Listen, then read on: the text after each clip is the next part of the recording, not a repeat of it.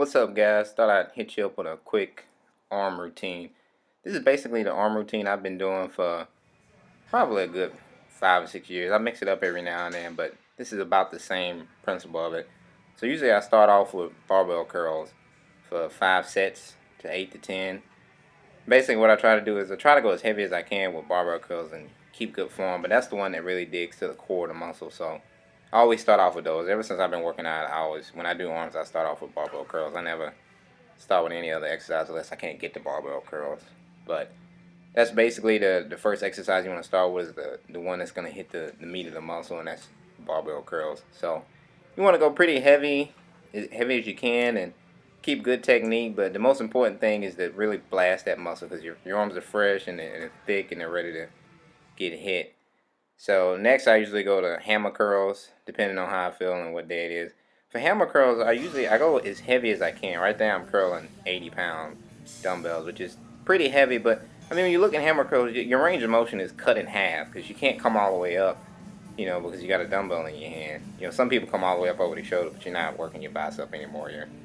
You're working other muscles. So I go really heavy on hammer curls just because the range of motion is cut in half, and the hammer curls work the brachiatus muscle. That's the muscle on the side of your bicep, which is really important when you flex. You don't see it from the front, but when you see it from the back side, when you flex your arm, you can really see the brachiatus muscle. I'm probably not pronouncing that right, but you can look it up if you need to. But right here now, I'm going to seated dumbbell curls. What I usually do is seated dumbbell curls. I try not to rock too much. I try to keep the technique pretty clear. Like at this point, I'm not really worrying about like lifting heavy weights. I'm really just focusing on technique and really just trying to shape that muscle up.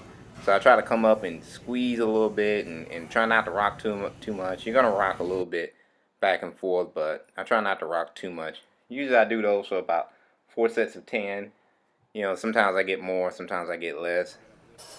And the last exercise I've been doing lately, and this one was told to me by a guy at the gym, which is a really good one, is seated concentration curls. I always saw like Arnold Schwarzenegger doing them in YouTube videos and stuff like that, but I never really did them because I thought it was like an at-home, exercise for people who didn't have access to gym equipment. But I've been doing them lately, and basically what you want to do is try to get your arm like as straight as you can when you come down, and when you come up, try to grip it and squeeze it, like flex your arm really, really hard. It makes it a heck of a lot harder. Like I'm only doing a 35 dumbbell right there, and you can see like I'm struggling with it, but you just want to come up, squeeze as hard as you can, and then let it flex. Squeeze as hard as you can, and let it come down.